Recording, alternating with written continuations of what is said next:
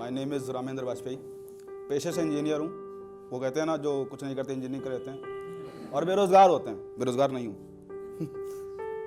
और आपके सामने कुछ नज़्म लाऊंगा, उम्मीद करता हूँ पसंद आएगी। कि पहली नज़्म इस कदर है कि मैं ठंड की बारिश को छोड़ एक आग के पास जा बैठा हूँ। कि मैं ठंड की बारिश को छोड़ एक आग के पास जा बैठा हूँ। शायद मैं अपनी आशिक की पहचान गंवा बैठा हूँ।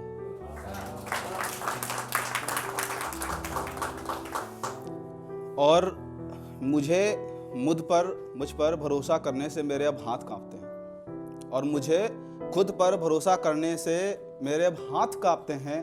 शायद मैं अब अपनी शायर की पहचान गंवा बैठा हूँ।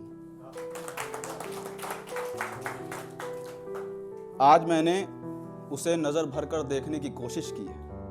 आज मैंने उसे नज़र भर कर देखने की कोशिश की है। शायद मैं अपनी आंखों की रोशनी गंवा बैठा हूँ। उसने जब से किसी और की दहलीज पर पैर रखा है। उसने जब से किसी और की दहलीज पर पैर रखा है। न जाने कितनी दफ़ा उसको पायल तोहफे में दे बैठा हूँ।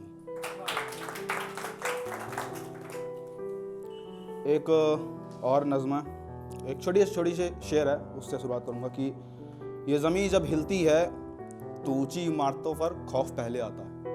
ये ज़मीं जब हिलती है तो ऊंची इमारतों पर खौफ पहले आता है। और कायनात का गुरूर है कि कयामत के हाथों टूट जाता है। और कायनात का गुरूर है कि कयामत के हाथों टूट जाता है। और जाहिर है इस ज़माने में पेड़ों का सूखना भी अब। और जाहिर है इस ज़माने में पेड़ों का सूखना भी अब। जहाँ इज्जत नहीं मिलती वहाँ इंसान अपना घर जल्दी छोड़ जाता है। एक बहुत पहले एक छोटी सी नज़्म लिखी थी, ये पढ़ूंगा कि एक मेरी टूटी कश्ती में इतनी ताकत थी। कि एक मेरी टूटी कश्ती में इतनी ताकत थी, मुझे समंदर के रास्ते भी लाने को तैयार थी। कि एक मेरी टूटी कश्ती में इतनी ताकत थी कि मुझे समंदर के रास्ते भी लाने को तैयार थी। और एक सुनामी को साहिल पर किसी के बहकावे में मेरा इंतज़ार था। और सुनामी को साहिल पर किसी के बहकावे में मेरा इंतज़ार था। और मेरी कश्ती देखो, टूटते टूटते भी मुझे बरसाती थमा रही थी।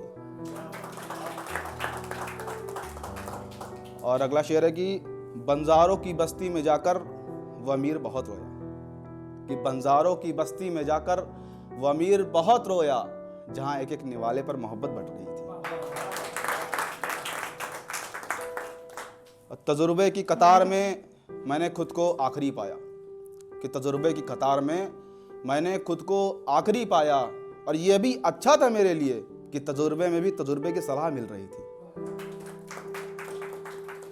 एक तरफ जब मेरे दुश्मन का घर मंदी के दौर से गुजरा। एक तरफ जब मेरे दुश्मन का घर मंदी के दौर से गुजरा, इधर मेरी इंसानियत उसके लिए दुआ पढ़ रही थी। और मैंने एक अरसे बाद अच्छाई की दहलीज पर कदम रखा है। और मैंने एक अरसे बाद अच्छाई की दहलीज पर कदम रखा है। शायद मेरी पुरानी हकीकत इसके आड़े आ रही थी। बहुत शुक्रिया।